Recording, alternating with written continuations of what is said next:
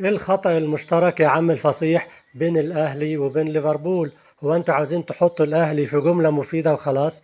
لا يا باشا، ركز معايا كده.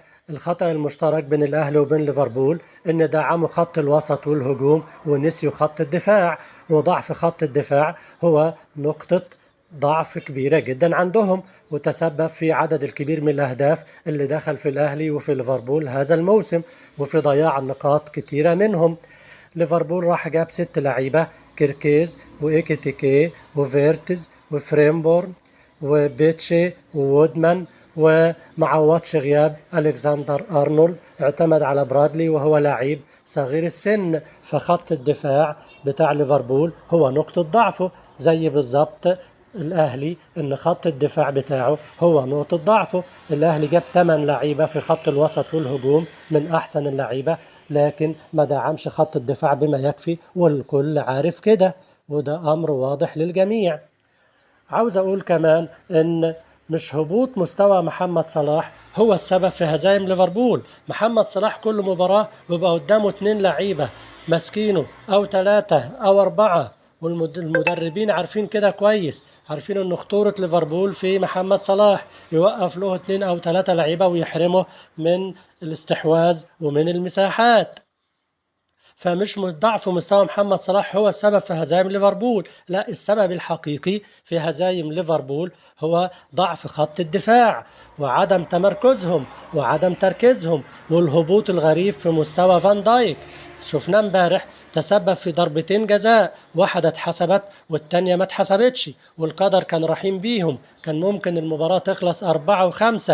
خطأ ما يرتكبوش لعيب لسه ناشئ، ضربة الجزاء ملهاش أي داعي وتسببت في هزيمة ليفربول. لو كانت المباراة بقيت 2-1 كان ليفربول هيتعادل وكان ممكن يكسب.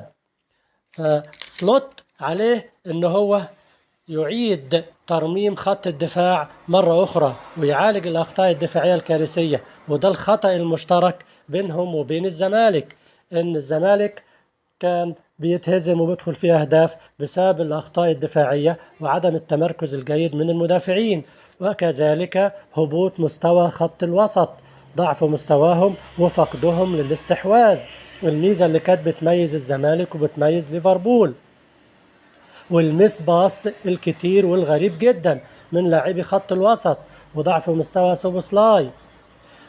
مس باص تيجي هجمة مرتدة تدخل هدف، تضيع مجهود المهاجمين واللعيبة وتأثر على حماسهم وعلى مستواهم وتفقدهم تركيزهم، زي ما شفنا امبارح الكرة تتقطع من سوبوسلاي، هجمة مرتدة يدخل شادي يجيب الهدف الثاني لليفربول ويصعب الأمر عليهم.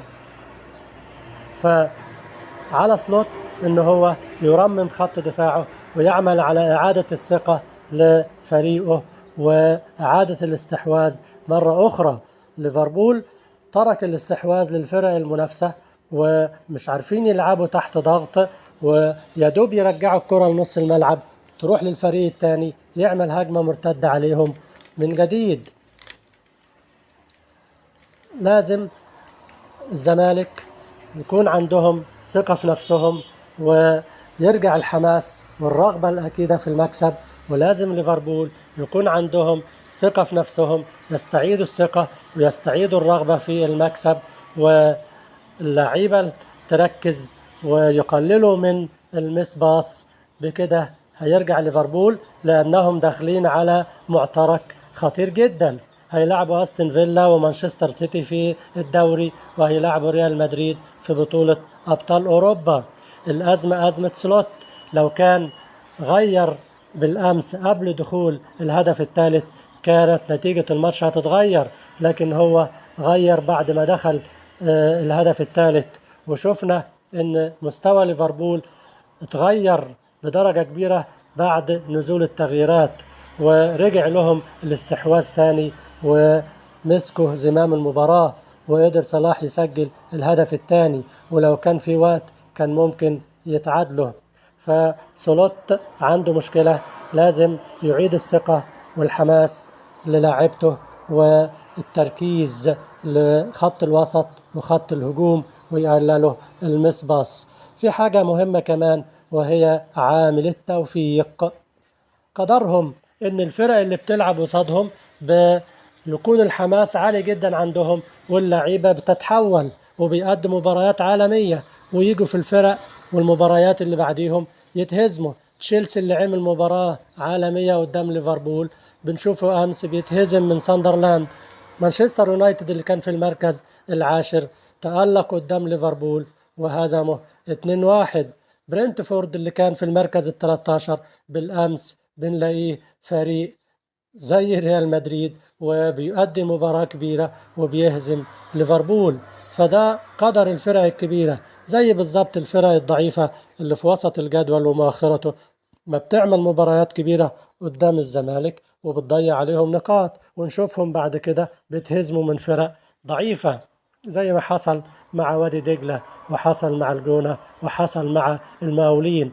ولكن العيب مش عند الفرق المنافسة، العيب عندهم هم، لأنهم هم اللي بيدوا الفرق اللي قدامهم واللعيبة اللي قدامهم إن هي تعمل فيهم كده، وهم اللي بيسمحوا لهم بأنهم يعملوا فيهم كده. لازم في حماس، لازم في ثقة، لازم في روح، لازم في خطة وتدخل في الوقت المناسب من المدرب. بكده يرجع ليفربول لسكة الانتصارات تاني، ويرجع الزمالك لطريق الانتصارات مرة أخرى. يا ريت اللي ما اشتركش في قناة العمريتي سبورت يشترك، واشوفكم في فيديو قادم، والسلام عليكم.